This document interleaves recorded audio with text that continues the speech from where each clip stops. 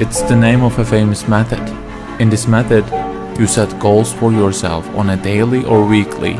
You start to put cross to the days on which you have reached your goal. You make a chain with these crosses and you don't give up. You don't break that chain. But we have a problem.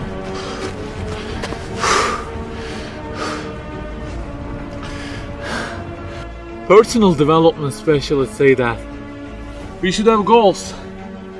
You know, they say like, don't sleep more than 6 hours, learn a language, finish a book every week, don't stop, always run, don't give up on your dream, don't break the chain.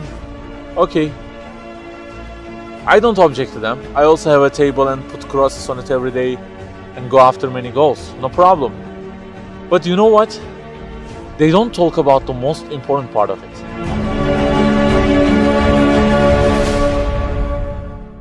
Let me give you a simple mathematical example.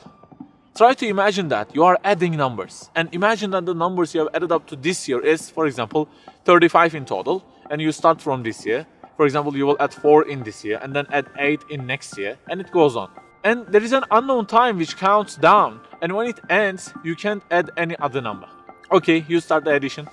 Plus 4, plus 8, plus 7, plus 3. You add ambitiously, you keep adding and adding. Plus 6, plus 5, and okay, they say time is over. Then you realize that you have added the numbers into a giant parenthesis, and there is a zero multiplication at the end of it. It wipes out all the numbers you have added all those years, and the result becomes 0. Of course, you are disappointed. All your efforts have been wiped out by the 0. A regret arises inside of you. You say, I wish I had seen the whole picture at the beginning and realized that 0 and changed it with 1 before I started the addition. I think you got the point. Okay, guys, you may have goals for this year and afterwards. Learning a language, finishing a book every week, increasing your monthly income to $15,000, not sleeping more than 6 hours, etc. But for what? For what do we set goals exactly? Why don't we break the chain? If it is just for a more comfortable or a more respectable life, remember that all this will already be 0 with death. The death will wipe out all of them. The person who knows English will be equal with the one who doesn't know. The one who earns more will be equal with the one who earns less. The one who can reach his goals will be equal with the one who can't. So, if at the end of it, the death will 0 everything, so what is the meaning of adding more numbers with an ambition? It just increases the degree of the disappointment that you will feel. So the logical thing is seeing the whole picture at the beginning. In this life journey, which will end in an unknown time, my first job must be to prevent death from being 0. Well, can I really prevent death from being 0? I mean, since everything will leave my hands and will be lost, is there any other way that would transform them into something eternal? I mean, isn't there any kind of stamp for eternity that would impress all of the things that I possess and say, look, there is a seal on them and you can't wipe them out, okay? They will remain forever. The only one to say such a thing is the owner of the everything. And he says, كُلُّ شَيْءٍ هَالِكٌ. Everything, the languages you learn, the money you earn, the books you read, everything will be perished, إِلَّا وَجْهًا, except their way towards Him. So the creator of our life says, if your intention is towards Allah, if the thing you do is for His acceptance, it won't disappear, it will be transformed into eternity in paradise. So learning a language, finishing a book every week, being rich, everything, if they are towards Him and for His sake, eternity stamp being pressed on them. For example, in this year, I will study English for 10 minutes daily. For what? Because serving Islam in the field of English is so important and I want to gain acceptance of my Lord with it. That 0 has turned into 1.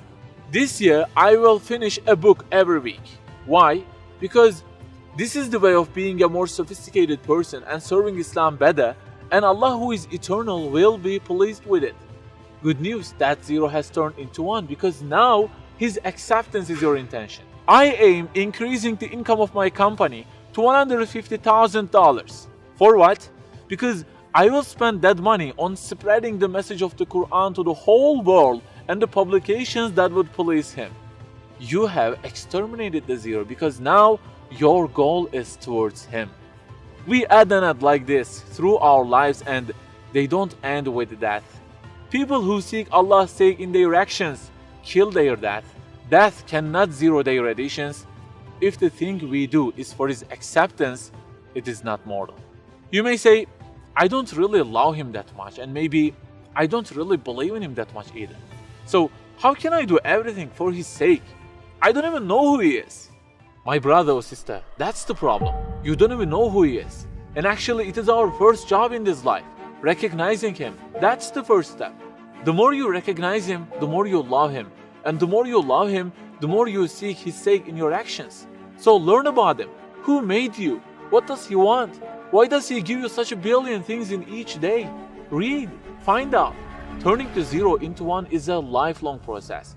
Start at the point that you are missing and try to fix it. Like the specialists say, don't break the chain, but keep the chain to gain his acceptance. Run, but run to be eternal. An unknown time counts down, and before starting to add the numbers, the first thing you have to do is to remove that zero. Otherwise, everything you added will be wiped out.